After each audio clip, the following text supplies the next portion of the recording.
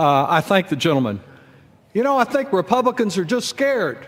They're afraid to leave town this week without doing another favor for Wall Street. And this proposal to undermine consumer rights is the next gift that they want to bestow on the big banks.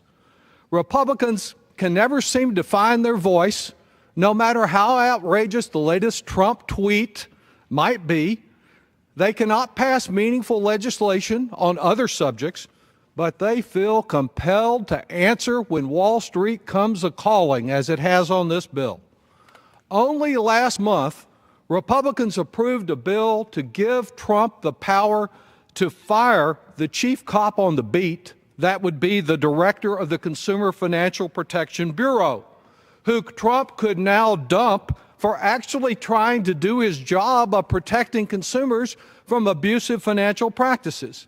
And of course, we see daily that Trump thinks the White House is just a new venue for the latest sequel of The Apprentice, with him declaring, "You're fired," to one person after another, no matter how much damage he does to our national security or to the economic security of families that are struggling to make a go of it all over America.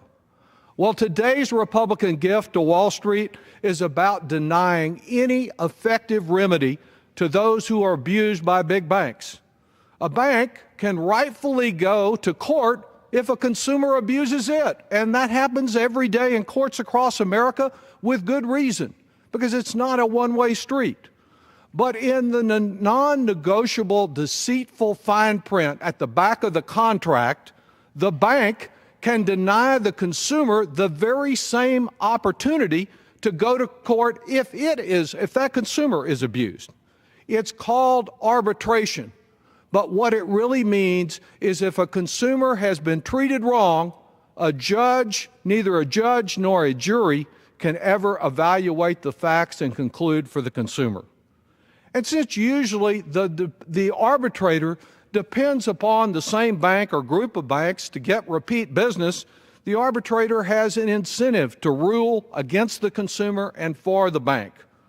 Often arbitration is little better than going to the bank's own attorney and asking, do you think your client did anything wrong? And if so, should they do any more than say, I'm sorry?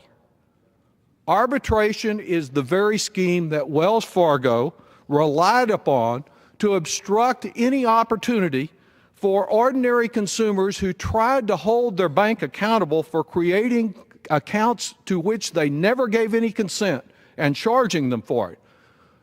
Wells Fargo used those arbitration clauses to kick the consumers out of court and to continue its fraud against consumers across America for another 2 years. And that's the kind of practice that we'll have more of if this legislation is approved. You know, in the Military Lending Act of 2007, Congress showed the good sense to try to protect our service members who are defending our country all over the world in certain of their loan agreements from having a lender impose a mandatory arbitration agreement. And what today we should be doing is supporting similar protections for other Americans who can be exposed to the same type of abuse. Today's bill to undermine consumer protection is opposed by the Military Coalition and 29 other service member and veterans groups representing millions of people. This sorry bill is also opposed by a number, I think literally hundreds, of consumer, civil rights, labor, and community groups. All we're saying in rejecting this bill is to give consumers their day in court. Give them the same rights the banks want. In fact, treat consumers as if they were banks, because they should be treated with the same dignity and the same rights. And we do that by rejecting this bill and rejecting it soundly. I yield back.